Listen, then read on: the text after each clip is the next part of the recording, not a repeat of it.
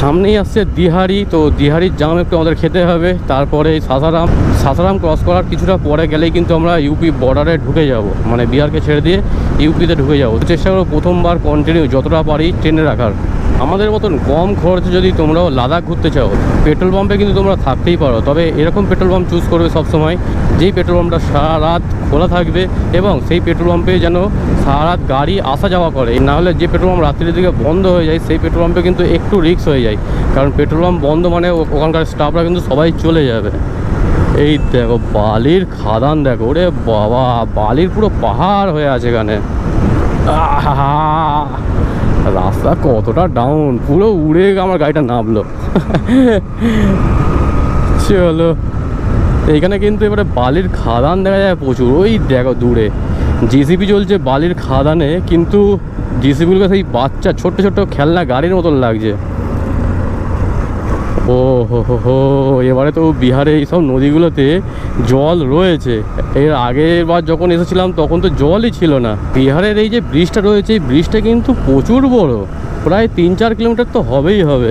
বেশিরভাগটাই কিন্তু এরকম লাল বালি, আর সেই কারণে এখানে খাদান কিন্তু তোমাদের আগেই দেখালাম যে প্রচুর কিন্তু বালির খাদান রয়েছে এখানে।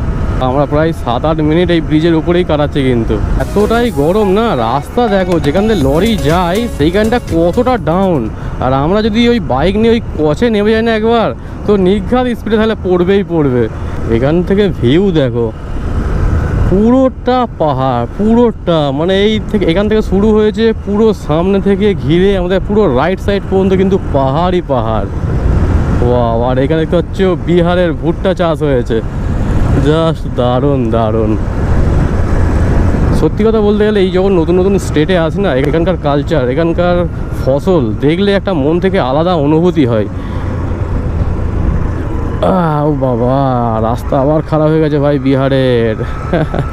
বিহার যতই ডেভেলপ করুক না কেন, রাস্তাঘাট একটু আধটু তো খারাপ থাকবেই থাকবে। এদিকে একটা পাহাড় রয়েছে, এদিকে পাহাড় রয়েছে। অ্যাকচুয়ালি এটা পুরোটা জোড়াই পাহাড় ছিল, তো মধ্যিখান থেকে কেটে পুরো রাস্তা বানিয়ে ফেলেছে। এখানে কিন্তু অনেক দোকানপাট রয়েছে, একটা মন্দিরও রয়েছে। বাবা, এখানে বড় মন্দির রয়েছে একটা। কি মন্দির এটা আমার ঠিক জানা নেই, যদি তোমরা কেউ জেনে থাকো কমেন্টে অবশ্যই জানিও। আর এখান থেকে পাহাড় কাটার যে ভিউটা কিন্তু অসম্ভব সুন্দর দেখতে লাগছে, আর এদিকে তো পাহাড় রয়েছে।